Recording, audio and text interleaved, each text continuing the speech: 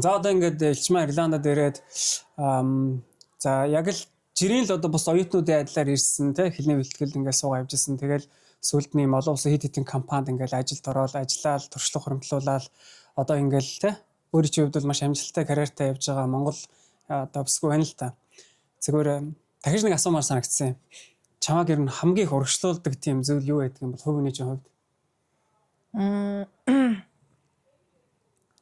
Миний бодлоор нөгөө амбицтай байх хамгийн чухал юм шиг санагддаг. Зорилготой. Тэр нөгөө гэр бүлийн хүмүүжлээс хамаардаг юм шиг үлээ. Зорилго ер нь.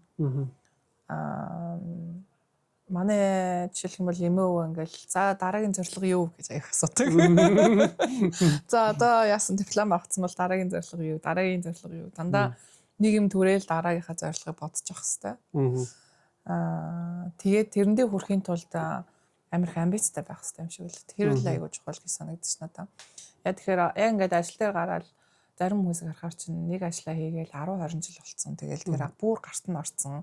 Ингээд нэг харуул нэг өөдртэй юм шиг харагдаад байгаа байхгүй юу? Өдөр болго 9 цагт ирээл нэг ширээний ард цугаал яг адилхан хийдэг юм ингээд бүтэн 10 жил хийж энэ. Тэнгууд миний хувьд болохоор би тэгж нэгэнд гарт ороод тэгэл жоо хуудаад эхлэх юм бол за дараагийнх юм руу яваа, дараагийнх юм руу яваа гэд тийм нэг амбицтай. Гэхдээ тэр нөгөө нэг тех компанид ажилладаг хүмүүсийн бас нэг тийм тал байж магадгүй.